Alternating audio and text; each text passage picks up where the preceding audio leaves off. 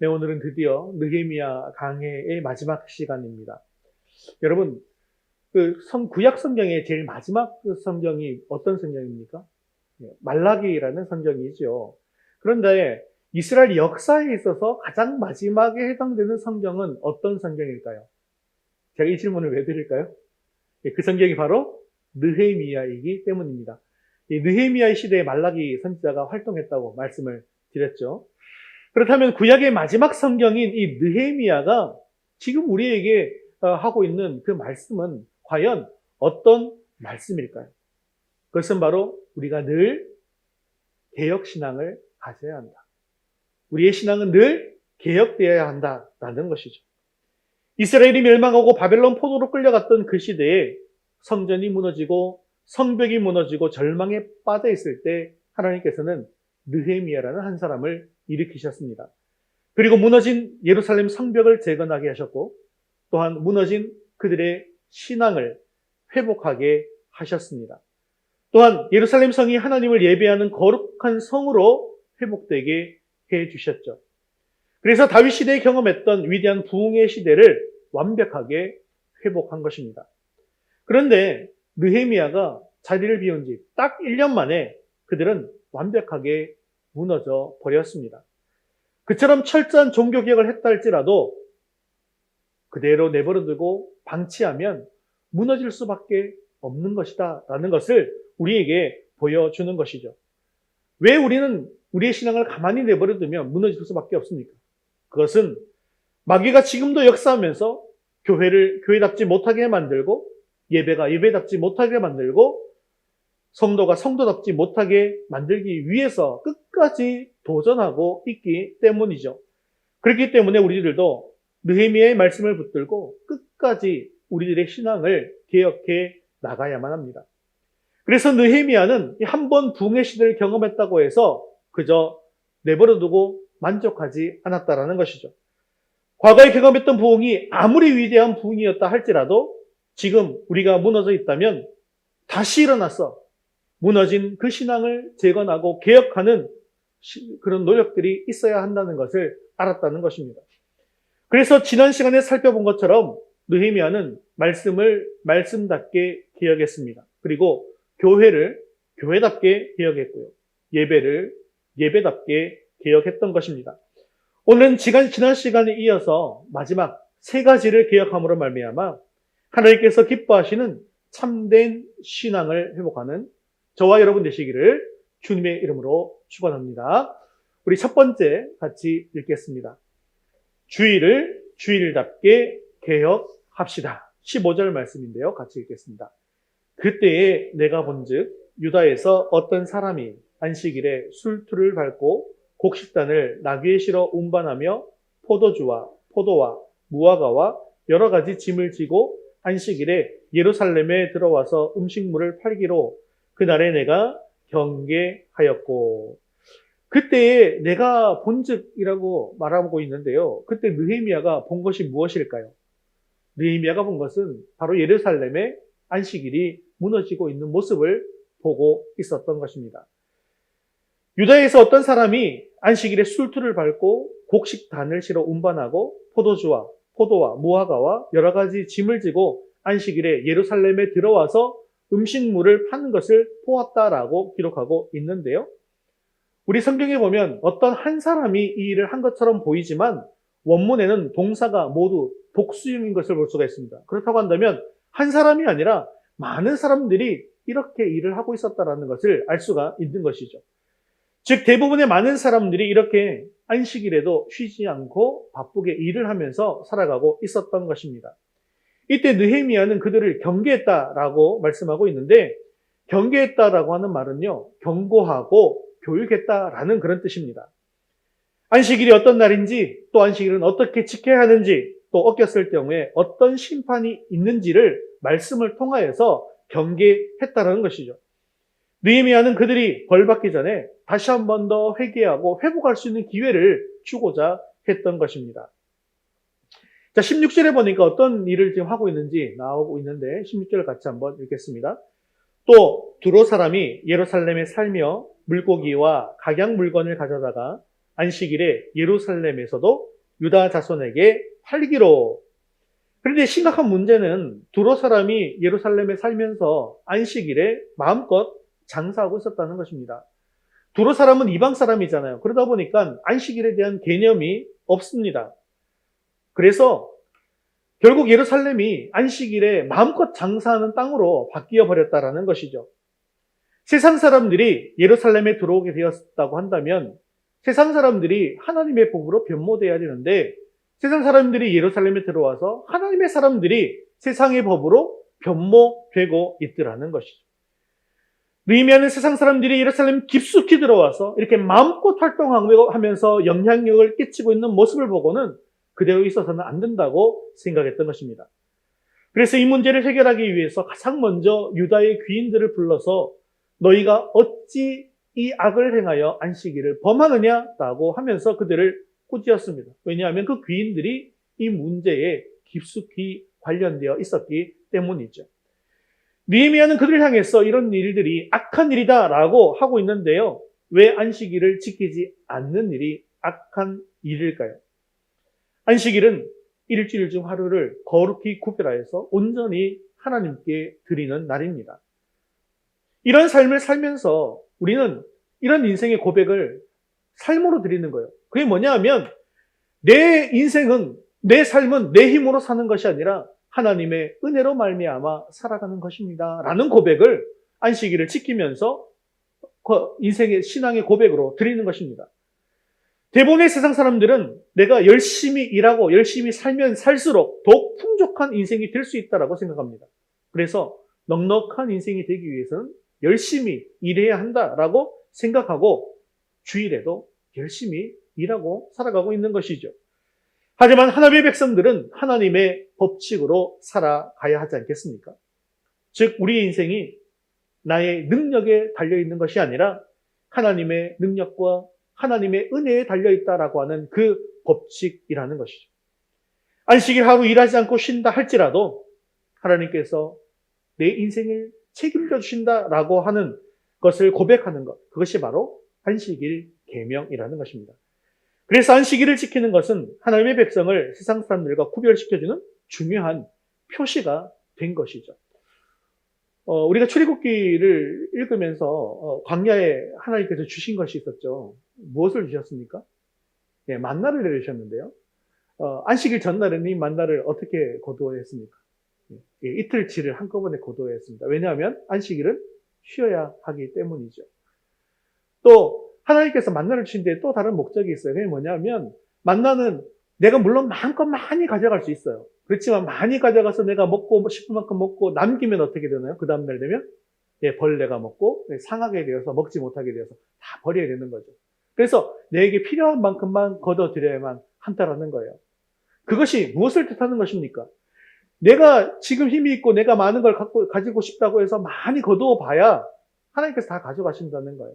하나님께서 나에게 주시는 은혜만큼만 가져가면 내가 하나님의 은혜와 하나님의 능력으로 살아갈 수 있다는 것을 만나를 통해서도 보여주시는 것이고 만나를 통해서 안식일 계명을 정확하게 지켜야 한다는 것도 보여주신 것이죠. 이것이 가능하게 되어지는 것은 하나님의 능력을 신뢰하는 사람만 이걸 할 수 있기 때문이에요.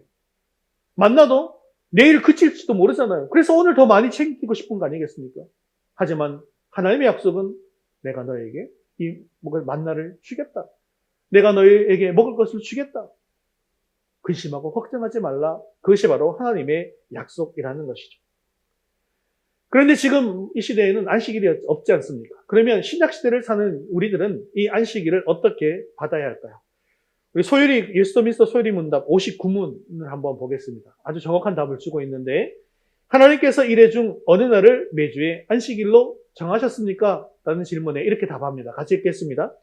세상에 처음부터 그리스도의 부활까지는 매주의 7째 날을 안식일로 정하셨고 그 후부터 세상의 끝날까지는 매주의 첫째 날을 안식일로 정하셨는데 이 날이 그리스도인의 안식일입니다. 지금 우리는 안식일을 주일로 지켜야 한다는 것이죠. 그래서 안식일 계명은 폐지된 것이 아닙니다. 더욱더 완성된 개념으로 우리에게 주어진 것이죠. 우리는 주일을 거룩하게 구별하여서 안식일로 지킴으로 말미암아서 내 인생은 내 힘으로 사는 것이 아니라 하나님의 은혜로 살아가는 인생입니다라는 것을 고백하는 것입니다. 우리가 바쁘게 산다고 성공적인 인생을 살아가는 것이 아닙니다. 열심히 산다고 해서 풍족한 인생이 되는 것도 아닙니다. 우리는 내 힘으로 사는 사람이 아니라 하나님의 은혜로 살아가는 사람입니다. 내 모든 욕심을 내려놓고 오직 하나님의 은혜를 구하며 나아갈 때 우리의 인생을 복되게 하시는 하늘의 큰 축복을 누리는 삶을 누릴 수 있다는 것이죠. 그렇다면 느헤미야는 안식일을 지키기 위해서 어떻게 하고 있을까요? 19절 말씀 같이 읽겠습니다. 안식일 전 예루살렘 성문이 어두워 갈 때에 내가 성문을 닫고 안식일이 지나기 전에는 열지 말라 하고 나를 따르는 종자 몇을 성문마다 세워 안식일에는 아무 짐도 들어오지 못하게 하였으므로. 그래서 느헤미야는 이제 안식일을 안식일답게 지키게 하기 위해서 특단의 조치를 내리고 있는데요. 그것은 바로 성문을 아예 닫아버리는 것입니다. 지금 우리의 이 날짜 개념은 자정이 되어야만 날이 바뀌지 않습니까? 그런데 우리나라가 아니라 이스라엘은요, 저녁이 되면 날이 바뀌게 되어집니다. 그래서 날이 어두워지면 성문을 닫아버리고 안식일이 지나기 전에는 절대로 열지 말라라고 명령을 내린 것이죠. 그리고 느헤미야를 따르는 종자 몇을 성문마다 세웠습니다. 그래서 안식일에 아무 짐도 들어올 수 없도록 철저하게 통제했다는 것이죠. 느헤미야가 지금 이렇게 하는 이유가 있습니다. 안식일에는요, 아예 다른 생각을 할 수 없도록 모든 가능성을 철저하게 차단해버리는 것입니다. 이처럼 우리도 주일을 주일답게 지키기 위해서는 그날을 철저하게 구별해야 한다는 것이죠. 아예 문을 닫아버리고 철저하게 통제하지 않으면 절대로 주일을 주일답게 지키지 못하게 된다는 것입니다. 그런데 20절에 보니까 또 이상한 일을 하는 사람들이 있어요. 20절 같이 한번 읽어보겠습니다. 장사꾼들과 각양 물건 파는 자들이 한두 번 예루살렘 성 밖에서 잠으로. 그런데 예루살렘 성 안에서는 이처럼 성문을 닫고 굳건하게 철저하게 성문을 지키고 있는데 성 밖에서는 아직도 포기하지 않은 사람들이 있었다는 것입니다. 장사꾼들과 각양 물건 파는 사람들이 예루살렘 성 밖에서 잠을 자면서 기다리고 있는 것이죠. 아마 내일 아침 날이 밝으면 그래도 혹시 안식일이라 할지라도 문을 열어주지는 않을까라고 하면서 잠을 잤던 것입니다. 이처럼 세상과 마귀는 우리를 끝까지 포기하지 않고 끈질기게 붙어서 우리 앞에서 우리를 도전하고 있습니다. 그리고 우리로 하여금 주의를 포기함으로 하나님을 포기한 인생이 되게 만들고 있죠. 즉 하나님의 은혜로 사는 것이 아니라 내 능력으로 살아가는 인생으로 만들기 위해서 이렇게 끝까지 물고 늘어지면서 주의를 포기하게 만든다는 것을 기억하셔야 한다는 것입니다. 그래서 21절에 느헤미야가 이렇게 조치를 합니다. 21절 같이 읽겠습니다. 내가 그들에게 경계하여 이르기를 너희가 어찌하여 성 밑에서 자느냐 다시 이같이 하면 내가 잡으리라 하였더니 그 후부터는 안식일에 그들이 다시 오지 아니하였느니라. 그래서 느헤미야는 그들에게 경고하며 교육합니다. 너희가 어찌해서 성 밑에서 자느냐 다시 이같이 하면 내가 잡아들여서 감옥에 넣겠다. 그랬더니 어떻게 됩니까? 그 후부터 안식일에 그들이 다시는 오지 않았다라고 합니다. 그들이 끈질기게 달라붙는다 할지라도 우리가 강력하게 대적하게 되어지면 그들이 다 물러나게 되어져 있다라는 것입니다. 이처럼 우리가 영적 전쟁이 닥칠 때 철저하게 차단하고 끝까지 대적하면 우리의 대적들은 반드시 물러가게 되어져 있습니다. 영적 전쟁에서 우리가 물러나지만 않는다면 우리는 주님의 능력으로 반드시 이길 수 있게 되어진다는 사실을 기억하시고 반드시 주의를 지킬 수 있게 되어지기를 바랍니다. 사랑하는 성도 여러분, 참된 개혁신앙은 주의를 주일답게 회복하는 신앙입니다. 코로나를 지나면서 가장 안타까운 문제는 바로 주일이 무너져서 주일을 주일답게 성수하지 못하게 되어졌다라고 하는 것이죠. 그래서 올해 우리 총회에서는 슬로건이 다시 예배입니다. 다시 예배의 자리로 나아갑시다라는 것이죠. 예배를 회복합시다라는 운동을 총회에서 지금 진행하고 있는 것이죠. 많은 사람들이 또한 돈을 더 많이 벌어서 세상 욕심과 안락함을 더 채우기 위해서 돈을 벌기에 혈안이 휘어져 있습니다. 그러면서 주일을 포기하고 살아가더라는 것이죠. 주일에 편안하게 유튜브 영상으로 이렇게 예배를 드리는 것에 익숙해져서 이제는 침대에 누워서 예배 드리는 시대가 되어버렸다는 것이죠.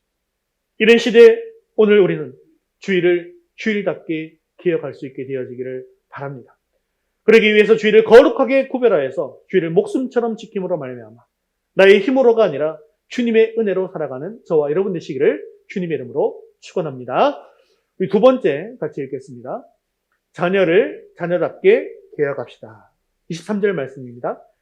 그때에 내가 또 본즉 유다 사람이 아스돗과 암몬과 모압 여인을 맞아 아내로 삼았는데. 자, 이때 느헤미야가 발견한 것은 유다 사람이 아스돗과 암몬과 모압 여인을 맞아서 아내로 삼은 것입니다. 아스돗은 블레셋 지방에 있는 도시로 느헤미야 4장에 보면 예루살렘 성벽 재건 공사가 시작될 때 산발락과 동맹해서 공격하려고 했던 그런 민족이죠. 대적들입니다. 그런데 이런 대적들과 이제는 서로 사돈을 맺는 그런 관계가 되어버렸다는 것입니다. 그런데 어떤 문제가 이것 때문에 생기게 되는 것일까요? 24절 말씀 계속해서 보겠습니다. 그들의 자녀가 아스돗 방언을 절반쯤은 하여도 유다 방언은 못하니 그 하는 말이 각 족속의 방언이므로.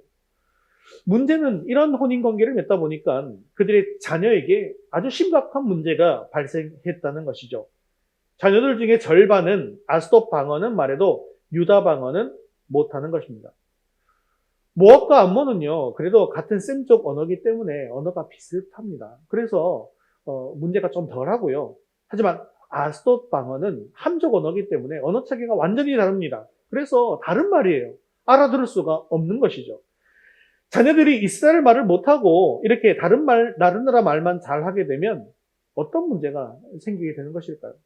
사실 큰 문제가 생깁니다. 왜냐하면 이스라엘 말을 모르잖아요. 그러니까 회당에 가서도 설교를 알아들을 수가 없습니다. 그리고 성경도 볼 수가 없는 것이죠. 알 수가 없는 아이들이 되는 것입니다. 즉 하나님이 어떤 분인지, 하나님이 어떤 말씀을 하시는지, 하나님이 나에게 어떤 약속을 해주셨는지 그것을 모르는 아이들이 되어지더라는 것이죠.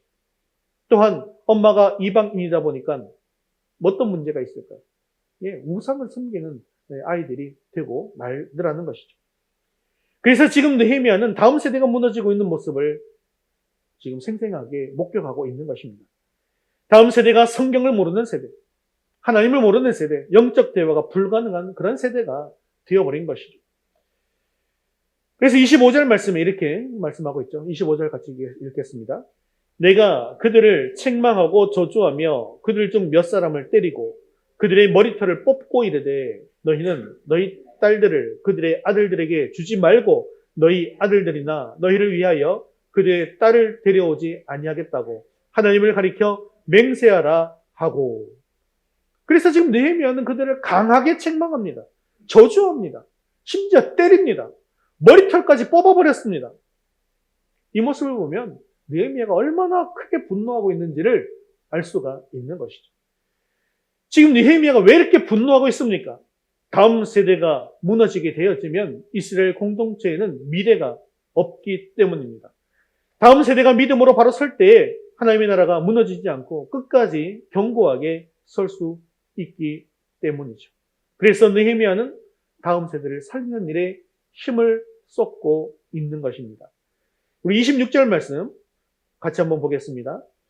또 이르기를 옛적에 이스라엘 왕 솔로몬이 이 일로 범죄하지 아니하였느냐. 그는 많은 나라 중에 비길 왕이 없이 하나님의 사랑을 입은 자라. 하나님이 그를 왕으로 삼아 온 이스라엘을 다스리게 하였으나 이방 여인이 그를 범죄하게 하였나니. 그래서 그들을 향해서 솔로몬이 어떻게 실패했는지에 대해서 말씀하고 있는 것이죠. 솔로몬이 어떤 왕이었습니까? 그는 많은 나라 왕들 중에 비길 것이 없을 정도로 하나님의 사랑을 입었고 또 장자가 아니었기 때문에 왕이 될 수 없는 사람이었지만 하나님의 은혜로 말미암아 왕이 되었던 사람이었습니다. 그런데 솔로몬은 정치적인 목적 때문에 이방 여인들과 결혼을 합니다. 그렇게 얼마나 많은 이방 여인들과 결혼을 했는지 아내가 1000명이 되었다라고 기록하고 있죠. 그런데 그들은 결혼을 할 때 모두 다 자기 나라의 우상들을 가지고 들어왔습니다. 그래서 이스라엘은 이방신이 가득한 나라가 되어버렸어요. 그리고 심지어 솔로몬 자신도 우상 숭배를 하고 말았다는 것이죠. 그런데 솔로몬의 우상 숭배로 말미암아서 가장 큰 피해를 입은 사람들은 바로 다음 세대 사람들이었습니다. 솔로몬이 죽은 후에 어떤 벌을 받게 됩니까? 이스라엘이 남과 북으로 나뉘어지게 되어지죠. 그렇게 하나님의 심판을 받습니다. 그리고 결국 이스라엘은 남북 모두가 우상 숭배를 합니다. 그래서 북이 더 심했기 때문에 북이스라엘이 먼저 하나님의 심판을 받아서 멸망받게 되어지고, 남유다도 정도는 그랬지만 우상 숭배를 했기 때문에 결국 하나님의 심판을 받아서 멸망받게 되어지는 것이죠. 그리고 포로로 끌려가서 종살이를 하게 된다는 것입니다. 결국 그들이 이방 여인과 결혼을 하면 다음 세대가 이렇게 저주를 받게 된다는 것을 보여준 것이죠. 그래서 지금 느헤미야가 또 지금 우리가 지금 종살이하다가 돌아온 지가 얼마 되었다고 또 이렇게 우상 숭배하는 민족이 되겠느냐라고 하면서 강하게 분노하고 있는 것이죠. 그래서 28절에 보면 또한 이런 일도 합니다. 28절 같이 보겠습니다. 대제사장 엘리야십의 손자 요야다의 아들 하나가 호론 사람 산발랏의 사위가 되었으므로 내가 쫓아내어 나를 떠나게 하였느니. 여기에 대제사장 엘리야십의 손자 요야다의 아들 중 한 사람이 나오고 있는데요. 그는 대제사장 가문이잖아요. 그러다 보니까 당연히 제사장이었겠죠. 그런데 그가 호론 사람 산발랏의 사위가 되었다는 것입니다. 산발랏이 누굽니까? 지금까지 이스라엘 성벽 재건을 강하게 방해했던 가장 큰 대적 아니겠습니까? 그런데 제사장 직분을 가진 사람이 왜 이런 사람의 사위가 되었을까요? 당시 산발랏은 사마리아 지역을 관장하던 총독이었습니다. 그런데 이런 사람과 친분 관계를 맺고 결혼 관계를 맺게 되어지면 어떤 결과가 있을까요? 세상적인 권세와 부귀와 영화를 같이 누릴 수가 있게 되어지는 것 아니겠습니까? 그래서 이 사람이 얼마나 악한 사람인가 잘 알고 있어요. 그럼에도 불구하고 친분 관계를 유지하고 있었던 것입니다. 그러니까 지난 시간에 살폈지만 이 산발락과 친분 관계를 유지하고 있는 이스라엘 사람들이 많았어요, 적었어요? 많이 있었다는 것을 알 수 있지 않습니까? 그래서 느헤미야는 그를 이스라엘 공동체에서 완전히 쫓아내어 버렸습니다. 지금 교회법으로 따지면 출교를 당한 것입니다. 사실은 느헤미야가 정치 지도자이기 때문에 사실은 정치 지도자가 종교 지도자들을 어떻게 하는 것은 참 쉽지도 않은 일이고 느헤미야는 여태까지 관여하지 않았어요. 이 부분에 있어서는. 그리고 이 예배 관련에 있어서는 늘 그들을 앞세우고 자기는 뒤따르고 그렇게 하지 않았습니까? 그런 모습들을 보았잖아요. 그런데 지금은요, 아주 강력하게 제사장이든 뭐든 상관없이 지금 철저하게 싹을 자르고 있는 모습을 볼 수가 있습니다. 사랑하는 성도 여러분, 세상의 욕심 때문에 제사장 직분이 얼마나 귀한 직분인지를 모르고 하나님 나라 공동체 안에 살아가는 것이 얼마나 소중한 삶인지도 모른 채 우리는 살아가서는 안 된다는 것이죠. 세상의 것이 더 좋기 때문에 그것으로 따라가서는 안 된다는 것입니다. 성경이 불신앙의 배우자를 얻어서 결혼하는 것을 금하는 이유가 무엇이겠습니까? 불신앙의 배우자를 내가 전도하겠다라고 생각해서 결혼하지만 정작 결혼해보면 전도하기는커녕 자신의 신앙마저도 잃어버리는 경우가 허다하기 때문입니다. 혹여나 내가 신앙이 너무 좋아서 내 자신의 신앙은 잃어버리지 않는다 할지라도 자녀들이 예수님을 전혀 모르게 되는 경우도 허다하게 많더라는 것이죠. 특히 지금의 시대가 어떻습니까? 지금 우리 교회만 하더라도 지금 아동부가 지금 없어진 지가 좀 코로나 중간에 없어지면서 오래되었고요. 지금 중형교회만 하더라도 몇백 명이 모이는 교회도요. 지금 아동부가 절반 이상 줄고 100명, 200명 모이는 교회는 아동부가 없어졌다는 얘기도 지금 심심치 않게 들려지고 있지 않습니까? 그래서 지금 이 느헤미야는 다음 세대가 무너지는 모습을 보면서 분노하고 다음 세대를 철저하게 세우고자 노력하고 있는 것입니다. 다음 세대가 무너지면 하나님의 교회와 하나님의 나라가 무너지기 때문이죠. 우리도 마찬가지입니다. 다음 세대를 포기한 교회는 더 이상 개혁신앙을 가진 교회가 아닙니다. 다음 세대를 포기한 가정도 개혁신앙을 가진 가정이 아닙니다. 그러므로 우리는 다음 세대를 세우는 일에 최선을 다해야만 합니다. 또한 우리의 가정도 다음 세대가 믿음을 잃어버리지 않도록 최선을 다해서 그들을 믿음으로 이끌어 가야만 하겠다는 것이죠. 우리 교회 성도들과 우리 성도들의 자녀들 중에 미혼들이 아직 많이 있습니다. 더욱 간절하게 기도하십시오. 믿음의 배우자를 만나서 경건한 가정을 이루게 하여 주옵소서. 그리고 우리의 다음 세대를 믿음으로 양육할 수 있도록 도와주옵소서. 이렇게 기도함으로 말미암아서 우리 교회가 우리 다음 세대를 믿음으로 잘 세워져 나가는 그런 교회가 되어질 수 있게 되어지기를, 그래서 자녀를 자녀답게 개혁하는 교회가 되기를 주님의 이름으로 축원합니다. 우리 세 번째 같이 읽겠습니다. 기도를 기도답게 개혁합시다. 이제 느헤미야는 마지막 기도를 드리고 있습니다. 사실 느헤미야는요, 예루살렘의 회복을 시작할 때부터 기도로 시작했죠.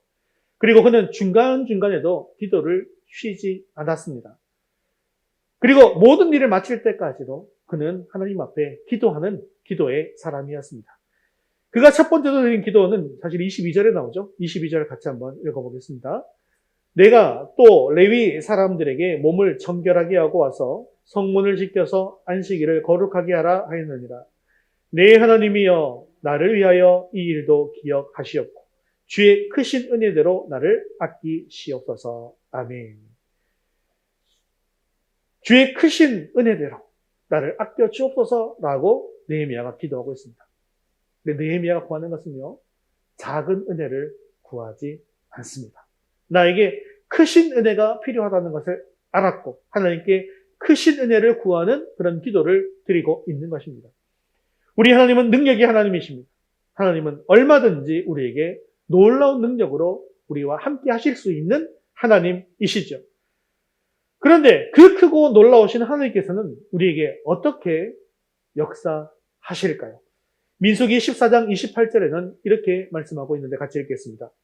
그들에게 이르기를 여호와의 말씀에 내 삶을 두고 맹세하노라.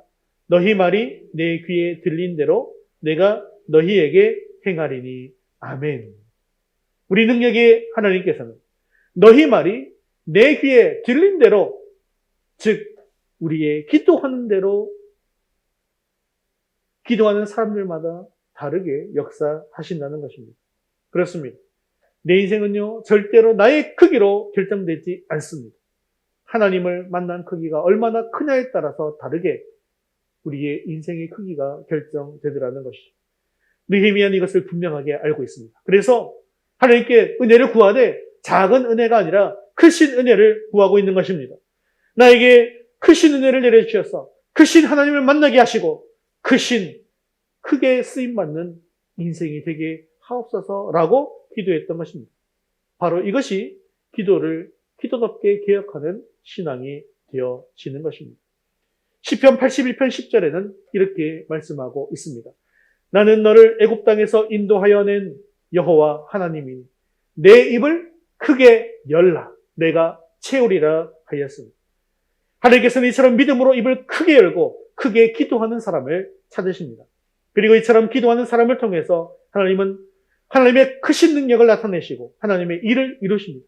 우리들도 느헤미야와 같이 하나님의 크신 은혜를 구함으로 말미암아 기도를 기도답게 회복할 수 있게 되어지기를 주님의 이름으로 축원합니다. 자, 오늘 본문에서 두 번째로 느헤미야가 기도하는 것은 30절과 31절에 나오고 있는데 함께 읽겠습니다. 내가 이와 같이 그들에게 이방 사람을 떠나게 하여 그들을 깨끗하게 하고 또 제사장과 레위 사람의 반열을 세워 각각 자기의 일을 맡게 하고 또 정한 기한에 나무와 처음 익은 것을 드리게 하였사오니 내 하나님이여 나를 기억하사 복을 주옵소서. 자, 이번에는 하나님을 향해서 나를 기억하시고 복을 주옵소서라고 기도하고 있습니다. 이렇게 느헤미야가 하나님께 기도한 이유는 자신이 하나님의 나라와 교회를 위해서 헌신했기 때문에 헌신한 자에게 복을 주시도록 그렇게 기도한 것입니다. 그런데 여기에 나온 복이라는 단어는 우리가 생각하는 그런 복과는 조금 다른 복입니다. 히브리어로 여기 나온 복은 레토바라는 단어인데요. 이 말의 뜻은 선한 것을 위하여라는 뜻입니다. 즉 선한 것이라는 의미를 가진 토브라는 말에 토브는 복이기도 합니다. 복, 선한 것. 을 위하여라는 의미를 가진 레가 붙어서 레토바, 즉 선한 것을 위하여라는 뜻을 가진 말이 된 것입니다. 그래서 이 말은 단지 나에게 좋은 것이 아니라 하나님의 뜻에 맞는 것을 달라고 하는 그런 기도가 되는 것입니다.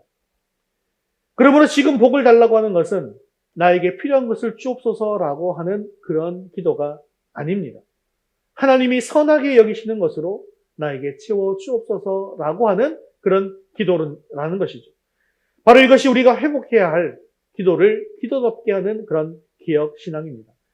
이 개혁신앙을 가진 사람은 크신 하나님의 능력을 믿기 때문에 크신 은혜를 구합니다. 그리고 정말 좋은 것이 무엇인지를 잘 아는 사람이기 때문에 하나님의 뜻에 맞는 가장 좋은 것을 위해서 기도하는 사람인 것이죠. 우리의 기도가 느헤미야와 같이 기도가 기도답게 기억될 수 있기를 바랍니다. 그래서 이제부터는 크신 하나님의 은혜를 구함으로 크신 하나님을 경험하는 기도가 되시기를 바라고, 또한 나의 욕심을 따라 기도하지 않고 하나님의 뜻을 구하며 정말 좋은 곳으로 응답받는 기도를 회복할 수 있기를 바랍니다. 우리 모두 나의 욕심을 채워주는 복이 아니라 하나님의 뜻을 이루는 참된 복을 위해서 기도함으로 말미암아 하늘의 큰 복을 받아 누리는 저와 여러분 되시기를 주님의 이름으로 축원합니다. 말씀을 맺겠습니다. 마귀가 끊임없이 우리를 노리고 있기 때문에 우리는 늘 정신을 바짝 차리고 내 자신을 돌아보아 신앙을 개혁하지 않으면 우리는 또다시 언제 무너질지 모릅니다. 느헤미야는 그것을 잘 알았기 때문에 구약의 마지막에 신앙을 개혁하고 있는 모습을 우리에게 보여주고 있는 것이죠. 오늘 말씀을 통해서 우리 교회가 주일을 목숨처럼 지키며 주일을 주일답게 하나님께 드리는 교회가 될 수 있게 되어지기를 바랍니다. 또한 자녀를 하나님의 자녀답게 양육하며 다음 세대를 믿음으로 든든히 세우는 교회가 될 수 있기를 바랍니다. 또한 기도를 기도답게 드리며 참된 응답과 참된 축복을 경험하는 교회가 되기를 원합니다. 개혁교회는 이처럼 끊임없이 개혁하지 않으면 안 됩니다. 그러므로 우리의 신앙이 참된 개혁주의 정신을 가지고 끊임없이 개혁하는 그런 신앙이 될 수 있기를 바랍니다. 그래서 주님 앞에 서는 그날까지 우리의 믿음과 신앙이 끝까지 무너지지 않고 계속 성장하는 믿음이 되고 우리 교회도 성장하여서 하나님의 기쁨이 될 수 있게 되어지기를 주님의 이름으로 축원합니다.